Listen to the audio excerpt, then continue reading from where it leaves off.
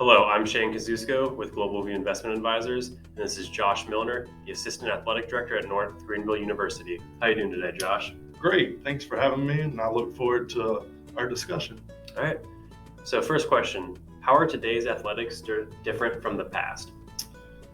Well, that's a loaded question, but to keep it short, I think just with our societal changes with technology, social media, all of those things incorporated has changed the perspective of parents and youth alone. So I think it's been monopolized a lot with organizers, and really parents are willing to pay whatever they need to give their children the best opportunity. So with that, back when we probably played athletics, um, we played for our local communities growing up, our churches growing up, little leagues. Yep. Nowadays, it's all travel ball. So I think that's one way it's really changed. And so just the technology, the social media, the money that's now incorporated, everybody's out to make a dollar, and unfortunately, it's kind of bled into our youth. Speaking on the money aspect, how are parents wasting money on their children's athletic dreams today? Well, I don't know, wasting in their perspective is probably a bad word because they're wanting to give their kids a good opportunity. But there are ways out there to give your kids opportunities without spending an arm and a leg. There's plenty of organizations that are local that allow your kids to compete and to get to know the children they're growing up with in their community.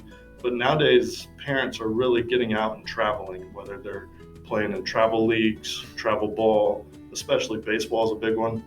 Basketball is huge. I know lacrosse, you played lacrosse. Yeah. Travel lacrosse is a big thing. And travel lacrosse is becoming huge in the South. In the North, it was probably a bigger thing quicker than it has been down here, but it's transitioning to this area. But just traveling, the biggest expense that parents are in youth sports is travel. So when they go to, if you live in Greenville, you go to Charleston, you're paying 3 nights a hotel. If you travel to Atlanta, you're paying hotel fees, gas, whatever it may be. Those parents that live in Michigan, Atlanta's a big hub for youth sports. Flying down here is a big deal. I saw a stat the other day where I think it's 65 or 60% of families, the number one financial strain was youth sports. And that study was done a year ago, so it's pretty recent. So that was an impactful stat to me to see. So I just think the travel that's involved in youth sports now, more so than in the past, has been where the financial strain is coming from. And instead of playing local, now families are traveling more and paying more for equipment, travel, and the teams they're playing on. So those 3 things add up quickly. What are some ways that parents can better support their athletic children? Just kind of building on what we said previously, I think there's 80 million kids playing youth sports in the United States. There's 500,000 NCAA athletes. So you can do that quick math. It's probably 1% around there that are going to make the collegiate level. So really keeping in perspective what your child's ceiling is and where they need to play. In my personal opinion, this is totally personal opinion, but a 10-year-old doesn't need to be playing on a very serious travel team that early in life. They need to be able to learn team chemistry, what it means to build relationships, having fun playing the sport. And that's trickled down from the college level to the high school level. I had a parent tell me just recently that to be able to make the high school team, their kid had to play on a travel ball team just to have a chance.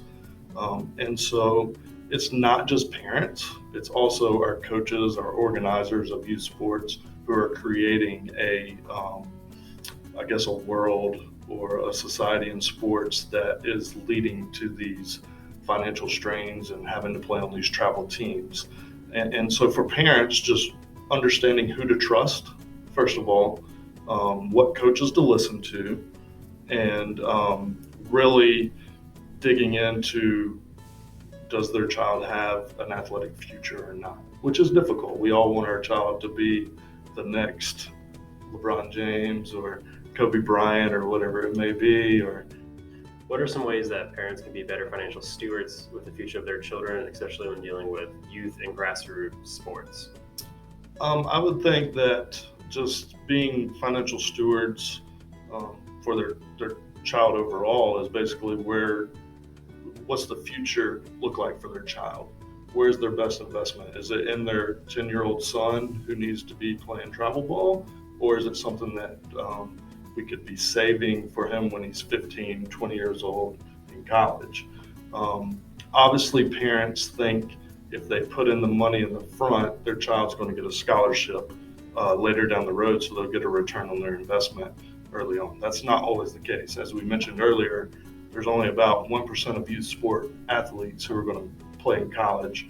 And of those 500,000, I would say there's probably only 80% of those who are on athletic scholarships. So don't take the thought process just because you're putting a financial investment in your child at 10 to 15 years old that they're going to get that return on investment. So I'd really try to invest and save and build your finances so when they are going to college, you're able to pay for their college tuition, or when they need a car, that you're able to help them with those type of investments, whatever it may be, not always youth sports. But also understanding when it is a good time and when youth sports builds all kinds of quality characteristics in our youth. So there is good times to invest and pay for youth sports. However, there are people out there taking loans out for their children to play in youth sports. I mean, I'm not the financial planner, or I don't work in the financial industry like you guys do, but I don't think that's very wise.